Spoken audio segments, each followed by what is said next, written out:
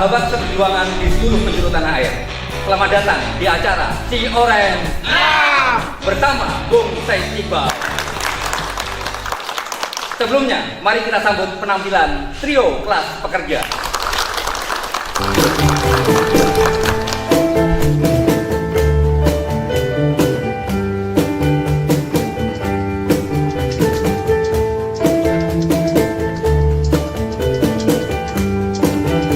Hujan gerimis aja, ikan teri diasini.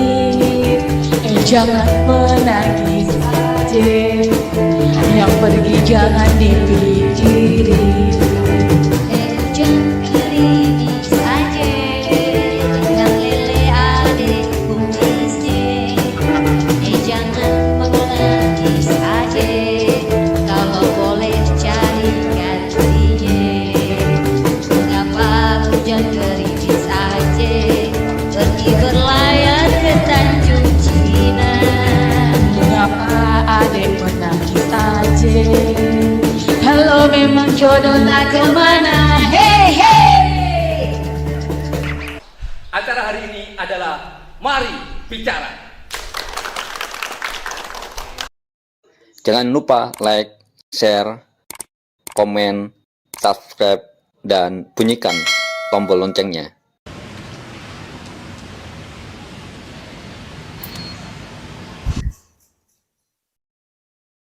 Sahabat seperjuangan di seluruh pelosok negeri, tanah air Indonesia yang kita cintai.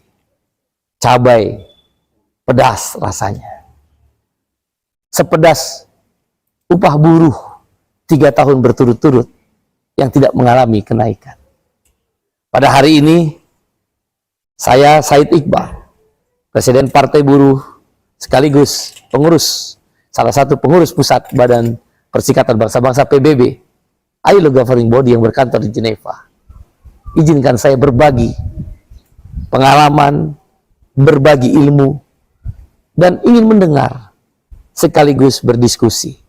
Dalam kolom-kolom komentar, pro dan kontra pasti ada. Sering kita mendengar, dalam beberapa hari ini, para buruh turun ke jalan, meminta kenaikan upah 15%. Ada yang mencibir, ada yang menghina, ada yang membuli, tak sedikit yang memfitnah. Tapi ada yang bergerombol, membentuk satu barisan kuat, berjuang untuk mewujudkan apa yang mereka cita-citakan tentang kenaikan upah 15%. Saya teringat Lula da Silva. Lula da Silva adalah presiden Brazil yang sekarang berkuasa. Dan sebelumnya 8 tahun atau 2 pemilu di Brazil, kan pemilu itu 4 tahun sekali, berkuasa sebagai presiden Brazil. Lula seorang mantan pemimpin serikat buruh, Central Unite Trabalhadores atau CUT, Konfederasi Serikat Buruh Brazil. Mungkin seperti KSPSI AGN, KSPI, KPBI, KSBSI. Lula adalah seorang pekerja buruh baja. Lula kecil bahkan mengalami penyiksaan KDRT. Dia memeluk ibunya karena setiap malam ayahnya yang pemabuk memukul ibunya. Lula menyerahkan dirinya, punggungnya dicambuk. Lula remaja jadi seorang pedagang menyemir sepatu, bekerja menyemir sepatu.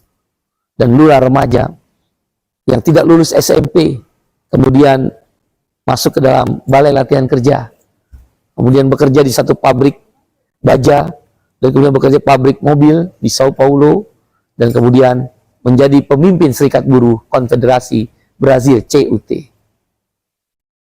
Lula kemudian berpikir, apa yang membuat dia dan kawan-kawan tetap miskin? Pergi dia ke petani, Serikat Petani di Brazil, MST. Pak petani, kenapa sini saya kerja 30 tahun tapi harus kredit terus? Lula, kata Pak petani, kami ini jangankan punya tanah, hasil padi yang kami dapatkan adalah tanah garapan milik the Lord, orang-orang kaya itu. Kesadaran kelas para petani MST dan CUT buruh dipimpin Lula membangkitkan bahwa mereka harus berjuang tentang perubahan nasib mereka dengan membentuk Partidos dos Trabalhadores, Partai Buruh. Tetapi mereka sadar ada dua hal yang harus mereka perjuangkan, yaitu upah dan jaminan sosial. Para pemilik modal mendapatkan keuntungan dari hasil usaha, tidak ada persoalan. Usaha berkembang, investasi datang, kita berterima kasih. Secara bersamaan kita persoalkan, kenapa upah dan jaminan sosial begitu sedikit untuk bisa mempertahankan hidup para buruh, petani, dan kelas pekerja lainnya. Cabai ini pedas. Lula sadar.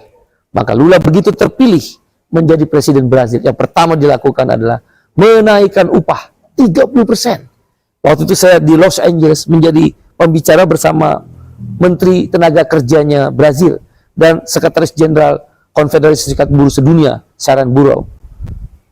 Menteri Tenaga Kerja Brazil mengatakan, Lula mengumumkan yang pertama ketika merayakan kemenangan, victory celebration, yaitu saya naikkan upah buruh di Brazil 30% selama 8 tahun. 30% selama 8 tahun tanpa demonstrasi. Para pengusaha memperkirakan Lula akan jatuh dan ekonomi Brazil hancur. Apa yang terjadi? Brazil daya belinya meningkat akibat upah yang layak.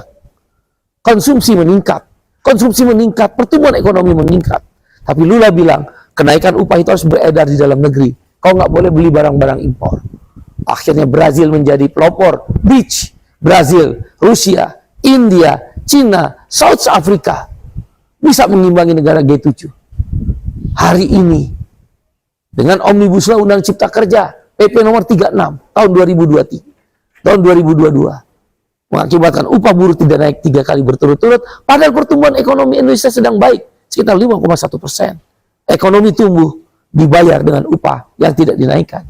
Oleh karena itu wajar kalau kemudian para buruh mereka memperjuangkan kenaikan upah 15%. Ada pertimbangan yang mereka katakan. Yang pertama, Indonesia sudah masuk middle income country.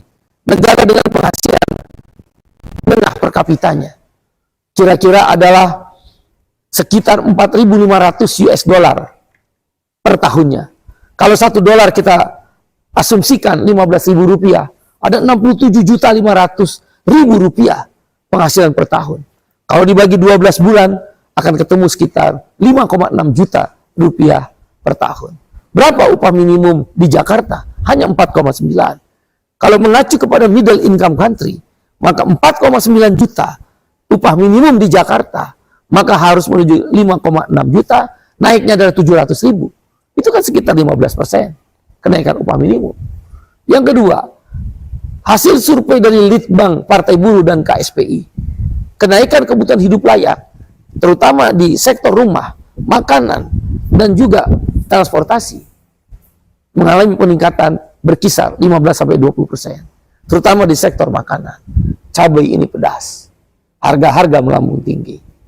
Oleh karena itu, kenaikan 15% adalah rebound terhadap 3 tahun upah buruh tidak naik berturut-turut, harga melambung tinggi. Yang ketiga, Permenaker nomor 3 tahun 2023 memotong upah buruh 25%. Maka untuk mengembalikan daya beli buruh, 15% adalah jawaban.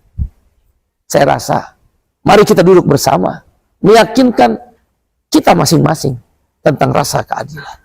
Kau boleh kaya, tapi jangan miskinkan kami.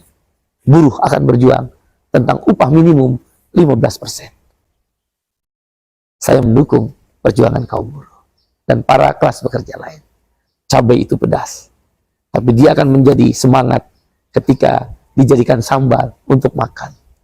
Teruslah berjuang. Terima kasih.